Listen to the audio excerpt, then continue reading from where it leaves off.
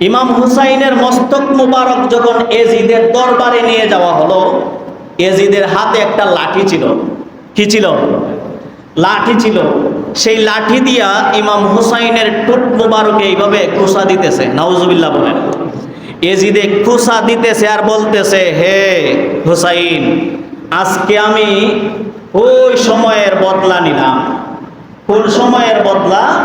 এজিদ ইমাম হুসাইনের টুট মুবারকে লাঠি দিয়ে কুসা দিয়ে বলে, বদর দিবসে অর্থাৎ বদরের যুদ্ধে, ইসলামের প্রথম যুদ্ধের নাম কি?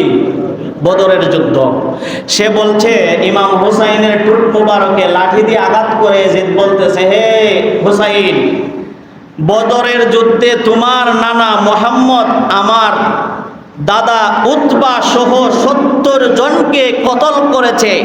আজকে এত বছর পরে তুমি নবীর নাতি মুহাম্মদের নাতি ইমাম হুসাইনকে শহীদ করে সেটার বদলা নিলাম। নাউজুবিল্লাহ বলেন। তাইলে যে এত বছর পরে উতবা সহ 70 জন কাফের যারা বদরের যুদ্ধে হত্যা হয়েছিল তারা সবাই কাফের ছিল। তারা কি ছিল? কাফের ছিল। এজিদ বলে কি, যে দেখো হে হুসাইন, বদরের যুদ্ধে তোমার নানা মোহাম্মদ যে আমার দাদা সহ, দাদা উতবা সহ, উতবা সাহেবা সহ 70 জন আমার বংশ বুনিয়াদকে বদরের যুদ্ধে হত্যা করেছে, সেটার বদলা আমি তোমার শহীদ করে নিলাম। নাউজুবিল্লাহ। তাহলে এরপরও এজিদকে বলবেন আপনারা মুসলমান? বদরের যুদ্ধ ছিল ইসলামের পক্ষে এবং আল্লাহর হুকুমে,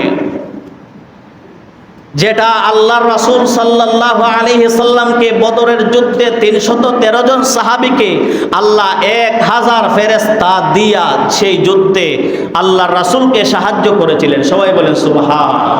এখন যদি কেউ বদরের যুদ্ধে কারা হত্যা হয়েছে তাদের পক্ষ নিয়ে আহলে বায়াতের উপর আক্রমণ করে জুলুম নির্যাতন করে, এদেরকে আমরা মুসলমান বলতে পারি না।